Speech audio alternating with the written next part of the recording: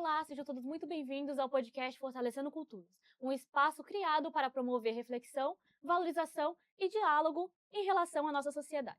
Hoje nós vamos conversar sobre um tema muito importante: o papel da mulher na sociedade atual, abordando questões fundamentais como feminicídio, machismo, feminismo, igualdade e os desafios enfrentados por elas. Eu sou a Melissa. Eu sou a Heloísa.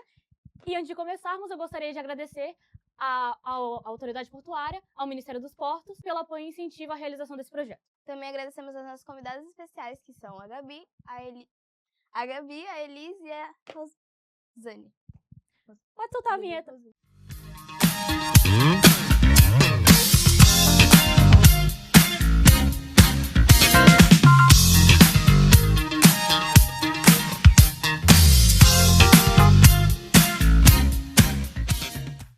As mulheres conquistaram muitos espaços ao longo da história, mas ainda enfrentam desafios diários em diferentes áreas da sociedade.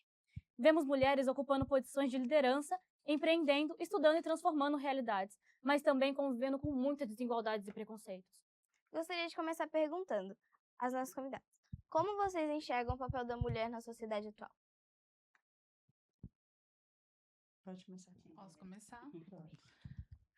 Olha, a gente está num momento muito importante, né, na nossa sociedade brasileira, né? A gente tem enfrentado vários desafios, mas o papel mais importante que a gente tem é exatamente a gente estar sempre buscando espaços que a gente tenha voz, né? Seja num cotidiano, seja no seu trabalho, qualquer que seja, seja na sociedade.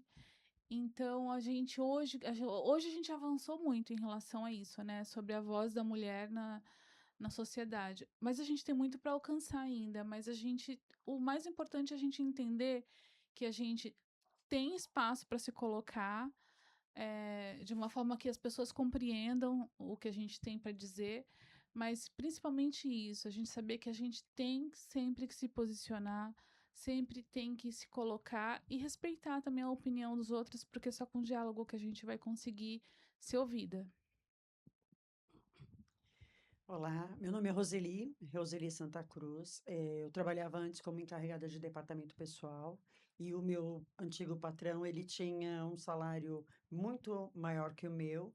Quando eu assumi o papel dele, infelizmente eu tive uma regressão de salário, né? E isso acontece direto. E a pressão era muito grande, mãe, tinha que ter toda a responsabilidade das crianças, né? E ainda tinha esse salário que não era tão, no caso, na época, né? Suficiente para pagar todas as minhas contas.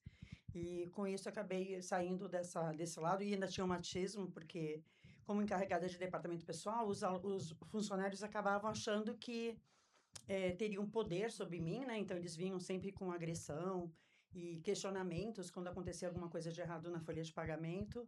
E cheguei até a ser ameaçada, e meus filhos também. Eu acabei saindo dessa profissão e indo para o lado da educação. E estou na educação já há 15 anos, e foi até um sonho de infância, né? E hoje eu realmente vejo que a dificuldade ainda continua enorme, e tivemos muito avanço, mas ainda temos muito que buscar ainda. Então, bom dia a todos. Meu nome é Gabriele, eu sou enfermeira e pós-graduando em sexologia clínica e saúde feminina. Quando a gente fala sobre o papel da mulher hoje dentro da sociedade, é só a gente olhar agora, né? Estamos em 5 mulheres, meninas e mulheres, né? E o que a gente busca, às vezes, é muita perfeição, como a Roseli, isso, né? Mencionou dentro de um departamento pessoal, por exemplo, ela buscava a perfeição, porque ela lidava com o dinheiro do outro, e além disso, ela tem o papel de mãe, ela tem o papel de mulher. E aí a mulher, ela fica nessa questão de buscar a perfeição. Então, antes da gente buscar essa perfeição, a gente tem que buscar ser autêntica. Porque quando a gente faz algo, antes de buscar qualquer coisa que esteja perfeito, a gente tem que buscar aquilo, eu estou fazendo o meu melhor. Então, a sociedade vai cobrar sim, e você buscando sempre fazer o seu melhor, vai continuar cobrando. Mas continue fazendo. vai sair perfeito da sua forma. Isso é muito verdade, Gabi. Inclusive, mesmo com tantos avanços, ainda existe muito dessa cobrança em cima das mulheres, do sexo feminino, simplesmente por ter nascido mulher. O que vocês acham sobre isso? É, eu tive uma infância bem difícil, né? Teve uma infância bem complicada e ainda fico emocionada só de lembrar. Minha mãe era mãe solo, meu pai ele era usuário e ele foi preso algumas vezes. Minha mãe sempre estava fugindo de dele, né? No caso, fugindo do meu pai. E conforme foi passando o tempo, eu fui vendo isso e eu achava que para minha vida eu nunca queria casar e nunca ia querer ter um marido para poder me basear e me sustentar por ele, né? E aí, conforme foi passando o tempo, eu fui aprendendo a confiar um pouco mais, mas é muito difícil. Uma menina que, como a gente vê direto hoje, né? A gente vê bastante as meninas colocando toda a vida dela em cima de um homem, né? Passando a sua vida para ele, não vendo nisso uma expectativa de vida até muitas vezes, né? E você resgatar isso e tirar essa menina e mostrar para ela que ela é empoderada e ela pode sim sobreviver, arrumar um emprego e ter uma busca. Isso é bem. Quando uma aluna minha chega e fala para mim que, ai, professora, eu aprendi bastante com você, porque eu vi que você falava sobre isso, eu sempre tento falar sobre isso. Na minha infância, eu tive, infelizmente, uma agressão sexual, tive, né? E isso, para mim, me deixou muito fragilizada na época. Acabei ficando numa sala onde ficava pessoas com deficiência. Existia um depósito antigamente, né? De pessoas deficientes. Eles colocavam como retardados, né? E eu fiquei nessa sala de alunos retardados. E isso me deixou, assim, muito, com a minha autoestima muito baixa. E tive que uma ajuda de uma professora de matemática, acho que é por isso que eu gosto tanto de matemática hoje. Ela que me tirou, me resgatou, sabe? E essa professora foi tão importante na minha vida que eu senti que ali eu precisava também fazer alguma coisa. Então, o sonho da minha vida era ser professora. Quando eu fui para o departamento pessoal, porque minha mãe não me deixou na época ser professora, que ela achava que era uma profissão que ninguém dava valor. E eu fui a primeira pessoa na família a fazer faculdade. Então, isso tudo começou a me fortalecer de uma forma que, graças a Deus, eu formei minha filha e ela é muito empoderada. E eu gostaria até que ela estivesse aqui agora, né? Porque realmente ela é um exemplo de reflexo do que tudo que eu ensinei para ela, né? Em primeiro lugar, ela confiar nela mesma, ela procurar uma boa profissão. Tanto é que ela, com 18 anos, ela foi para outro estado, ficou sozinha fazendo uma faculdade federal. Isso foi uma realização para mim, porque tudo que eu queria fazer, com certeza eu consegui fazer por ela, né? Então, eu acho que o maior tesouro que a gente tem hoje é deixar nossos filhos bem encaminhados. E aí eu estou bem feliz com meu filho e com a minha filha. Primeiramente, eu vou me apresentar, que eu não fiz isso, né? As duas fizeram, e depois que elas começaram a falar que eu percebi que eu não tinha me apresentado. Meu nome é Elis Rebouças, eu sou arquiteta, sou atriz, sou produtora cultural. E sobre esse desafio, né, de ser mulher, eu ouvindo a Roseli, eu lembrei que eu sempre tive como espelho a minha mãe, né? A minha mãe foi uma mulher que também teve os seus problemas no seu casamento, e é claro que isso passa para os filhos de alguma forma. E a forma como ela lidou com o casamento, com os desafios da convivência com meu pai, tendo que criar 5 filhos, ela é o meu maior exemplo de força feminina e de entender que se a gente que a gente precisa ter independência financeira, que a gente precisa ter objetivos para realizar na vida. E ela é meu maior exemplo. A minha família é bastante feminina, né? As três, nós somos minoria na família, né? Somos eu, minha mãe, mais uma irmã. Mas a gente, por conta, talvez, da vivência da minha mãe, a gente se tornou nós nos tornamos mulheres muito fortes, muito firmes, muito com noção do que a gente tem de objetivo na vida. E eu acho que o maior aprendizado foi esse, foi ter a minha mãe como espelho, né? Ela passou por muitos problemas, como acho que todas as mulheres já passaram, todas as nossas mães já passaram. Infelizmente, uma coisa que a gente pode dizer para você, que eu acho que as minhas companheiras aqui vão concordar, que em algum momento da nossa vida a gente passou por alguma exposição à violência, ao machismo, uma mulher, ela não anda numa calçada tranquila, sem olhar quem está do lado. Dependendo do horário da noite, a gente fica mais apreensiva para andar numa rua que não está bem iluminada, principalmente. Algum tipo de assédio moral, sexual, a gente já passou na vida. Então, a gente tem que ter muito... Eu acho que o maior desafio é a gente saber que a gente não tem que permitir qualquer tipo de invasão à nossa privacidade, aos nossos direitos, ao que a gente tem a dizer. Então, eu, por exemplo, já passei por assédio moral no trabalho.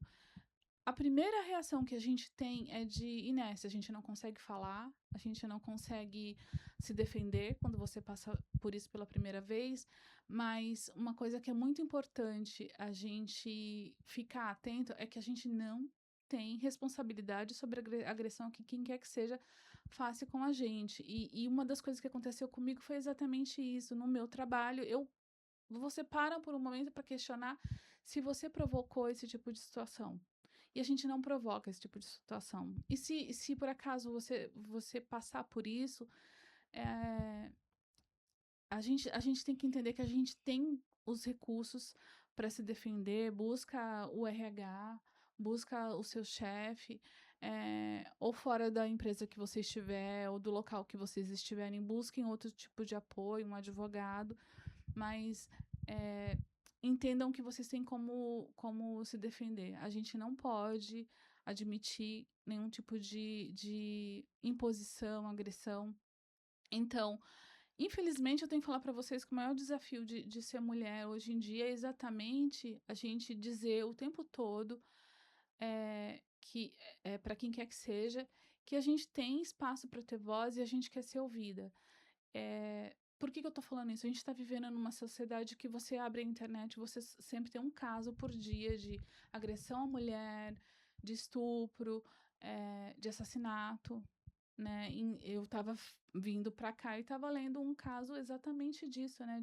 De uma pessoa que teve apartamento invadido para uma pessoa mal intencionada que teve acesso ao prédio com muita facilidade. Então, olha só, a gente tem que estar atento até dentro da nossa própria casa. Então, é nesse sentido da gente estar sempre alerta. E o nosso papel hoje em dia é educar a sociedade, sabe? Hoje, o nosso maior papel hoje em dia, a todo momento, a gente está se colocando. E quando a gente se coloca, a gente está educando a sociedade. Porque se a gente tem numa sociedade machista, a gente vive numa sociedade machista, e essa sociedade machista, muitas vezes, não um menino, uma menina, ela é criada dentro de uma estrutura machista, que é uma coisa muito maior que, se você não tem uma política social, cultural, para desarmar a sociedade, para educar a sociedade em relação ao machismo, a gente tem que usar os espaços que a gente tem para fazer isso, né? E esse é um desses espaços que a gente tem para poder estar falando disso. Então, vamos lá. Acho que as meninas falaram bastante, né? Sobre essa potência do que é nascer feminina. Eu venho de uma comunidade no bairro do Grajaú, em São Paulo, e eu nasci rodeada de mulheres. Cada uma com a sua personalidade, cada uma com a sua visão diferente. E até hoje, assim, a minha família tem muito mais mulheres do que homens, né? E o que acontece? Às vezes eu me olho dentro da minha família e me vejo um pouco diferente, porque eu falo que eu contrariei as estatísticas, né? Muitas vezes, assim, eu fui vista como a menina que ia engravidar com 15 anos e que ia continuar morando no bairro e sem perspectivas. E aí, quando você olha para o que você construiu, hoje eu tenho uma graduação, 2 pós-graduações, sou mãe de 2 meninas e sou líder da onde eu trabalho, sou chefe, né, como chamam, mas eu prefiro chamar de líder do local onde eu trabalho. Eu lidero 28 pessoas, a maioria mulheres também. E aí eu olho para trás e lembro muito de uma imagem. Eu fui criada pela minha avó. A minha mãe me teve muito jovem, com 17 anos. E quando ela casou, eu não fui embora para casa dela. Continuei com a minha avó. E aí teve um dia, assim, como eu lembro como se fosse hoje. Eu estava sentada em um banquinho de madeira e a minha avó estava lavando roupa. Ela lavava roupa para fora. Ela estava lavando roupa na mão. Não tinha máquina. Tinha máquina de lavar, mas era muito cara. E aí ela lavava roupa para fora e eu virei para ela e falei assim: eu não quero ir para a escola hoje. Ela não brigou, ela não gritou, ela não falou nada, ela só virou e falou assim: então se prepare, porque esse daqui vai ser o seu futuro. Simplesmente assim. Eu olhei para ela e, assim, a minha avó é uma mulher admirável, né? Tudo que ela passou, eu vi a minha avó, assim, eu não vi ela apanhar grávida, mas tem relatos, né? Tem marcas no corpo dela até hoje. Eu cheguei a ver ela apanhar do meu avô, né? Então, assim, hoje, e ela fala que é muito engraçado, que ela fala que ela não sabe escrever o O, que é redondo. E ela não sabe mesmo, ela só sabe escrever o nome dela porque ela precisou se aposentar e a gente precisou ensinar ela, pelo menos, a escrever o nome dela. Só que ela é uma mulher de exemplo. Você vai na casa dela, por tudo que ela passou, ela perdeu a minha mãe é falecida, perdeu outra filha, minha tia, teve um câncer de língua. E por tudo que ela passou, assim, ela é uma mulher admirável. Então eu falo assim, ela não precisa ter um diploma de graduação. Quem precisa sou eu, hoje. Porque o diploma e o exemplo que ela tem é muito maior. São coisas que ela passou que eu não quero passar, mas que serviram para mim para ser a mulher que eu sou hoje. Então, assim, quando a gente fala o que é ser feminina, o que é estar dentro de uma sociedade que hoje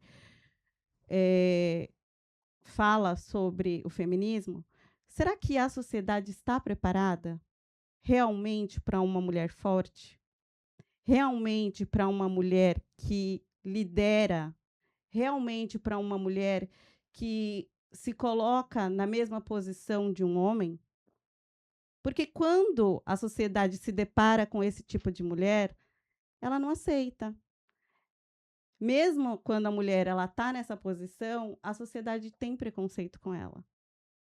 Quando ela está ali, igualitária, quando ela fala de igual para igual com um homem, ou seja lá com quem for, quando ela fala com o seu chefe com a mesma intenção, porque, por exemplo, assim, hoje eu lidero um local, mais especificamente um lar de idosos.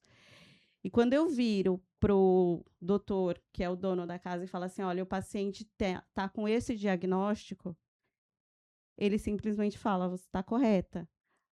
Mas a gente também debate sobre o assunto. Então, será que a sociedade está preparada para uma mulher que se coloca realmente no lugar dela? Então, quando você se coloca, você também sofre preconceito.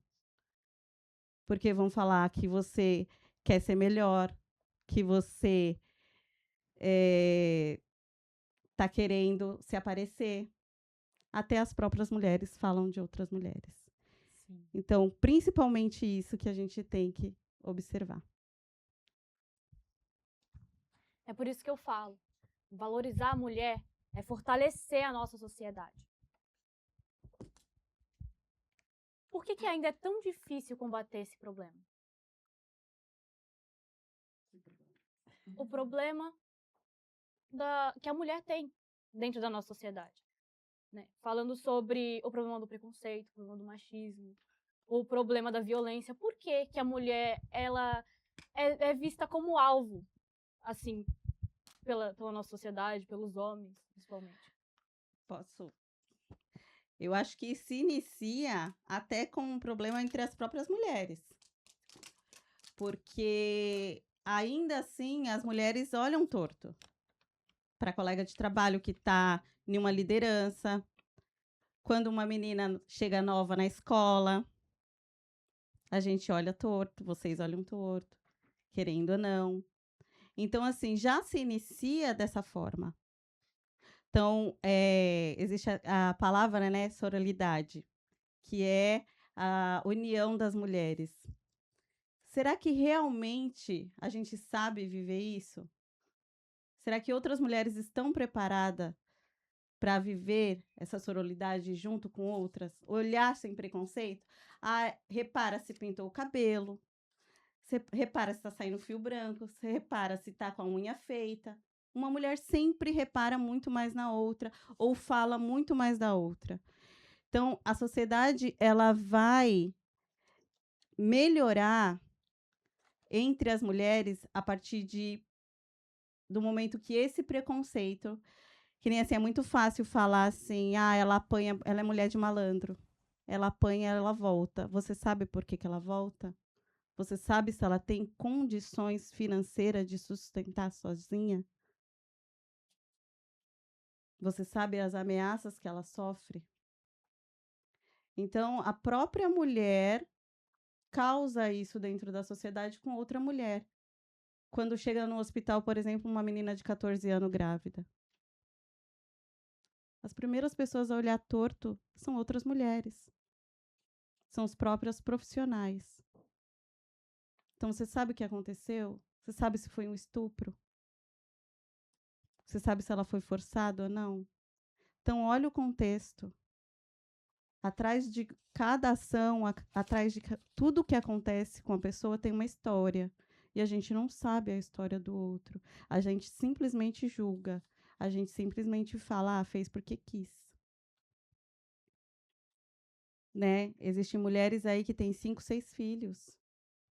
Mas a gente não sabe o que aconteceu. A gente não sabe o que faz parte da história. E a primeira coisa que acontece são mulheres julgando mulheres. Então, é uma das coisas que a gente tem que mais observar. A palavra sororidade está aí, é uma modinha. Será que as pessoas estão preparadas? Será que as mulheres estão preparadas para viver isso? Realmente? Isso um pouquinho. E como a sociedade pode ajudar no enfrentamento da violência contra a mulher? Eu acho que a gente tem que fazer toda hora comentar sobre isso, fazer mais movimentos, né? Ter esse movimento mesmo de fala, de empoderamento, de mostrar para as meninas que elas todas têm poder. Eu falo muito em sala de aula que nós mulheres temos que ser mais unidas. Existe ainda, né, uma busca incessante pelo corpo perfeito, pelo cabelo perfeito, como se nós todas estivéssemos sempre numa vitrine, né, colocadas numa vitrine e fôssemos parte. Vejo muito aluno ainda e questiono com eles direto e reclamo com eles que eles falam que eu peguei como se uma menina fosse uma mercadoria, eu peguei essa, eu peguei aquela. Então, tá demonstrando isso, porque em casa, eu não sei se é falado sobre isso, realmente a gente não sabe, mas o que reflete muito, que eu vejo muito ainda em sala de aula e vejo muito ainda na escola, onde, né, hoje eu convivo mais com os alunos mesmo, é justamente isso. Os meninos ainda continuam muito machistas, eles ainda acreditam que as meninas são objeto que eles estão pegando, né? E eles falam disso como se fosse uma coisa muito natural. E eu acho que isso tem que ser falado mesmo, tem que ser questionado, tem que ser explicado. As meninas têm que ser mostrado para elas o poder que elas têm, né? E nós não somos só mercadorias ou somos uma vitrine que tem que estar tudo arrumadinho, tudo no lugar. Então, acho que esse lado tem que ser falado bastante. É muito legal esse trabalho que vocês estão fazendo, né?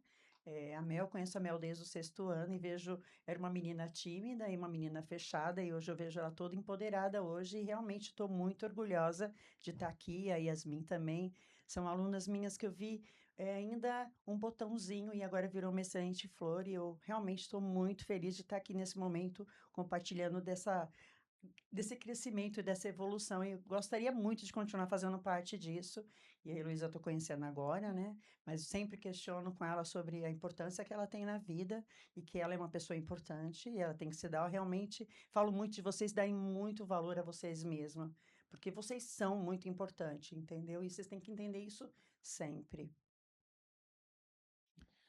Bom, eu estava refletindo sobre esse assunto de violência, né, de machismo. A gente tem que pensar, eu acho que de um outro ponto, talvez que ajude a gente talvez entender tudo isso. Quando a gente fala de racismo, quem é que pratica o racismo? Quem pratica o racismo é exatamente aquela pessoa que se identifica como branca, que vê na cor da pele dessa outra pessoa uma razão para ela se impor, para ela diminuir, para ela achar que ela é de uma raça superior. O machismo não é diferente. O machismo ele é praticado principalmente por quem? Por homens, né? E esses homens, eles vêm, na verdade, não é uma coisa de momentânea. A gente vem aí de séculos e séculos de uma visão de mundo do ponto de vista do homem.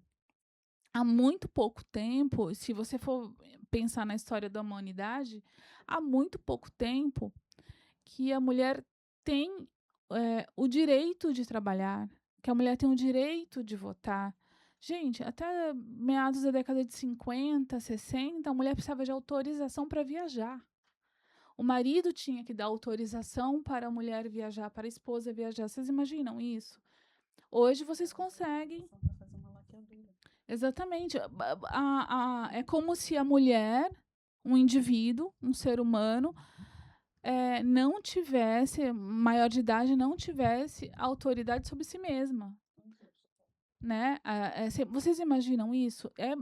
Hoje, para a vivência que a gente tem, para a experiência que vocês vivenciam no dia a dia, isso é uma coisa inimaginável. Vocês imaginam isso? Que vocês não poderiam, daqui a alguns anos, vocês vão estar votando e vocês não poderiam votar, vocês não poderiam decidir quem vai governar a cidade que você vive, o estado que você vive, o país que você vive. Então, são direitos conquistados a duras penas dentro de uma sociedade que foi construída por homens. O papel da mulher até antes disso era só ter filhos. Era só esse o papel da mulher. Então, a gente tem falado muito do que as mulheres têm que se colocar. Eu concordo, eu falei isso aqui, mas a gente também tem que ter em mente que a gente precisa da ajuda dos homens. A gente precisa falar para eles, para as mulheres também, mas principalmente para eles. Eles são as pessoas que praticam o machismo a partir da violência, da opressão, né? E é claro que existem mulheres machistas. É claro, Então, elas deram exemplos disso. Inclusive, tocando no assunto agora, tá aqui na minha pauta para falar sobre o feminismo.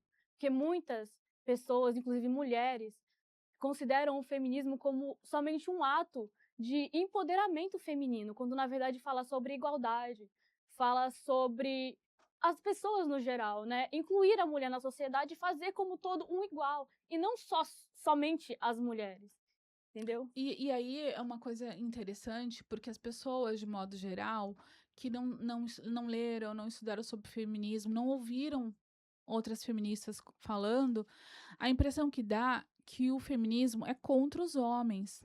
E não é contra os homens. O feminismo fala a favor da mulher.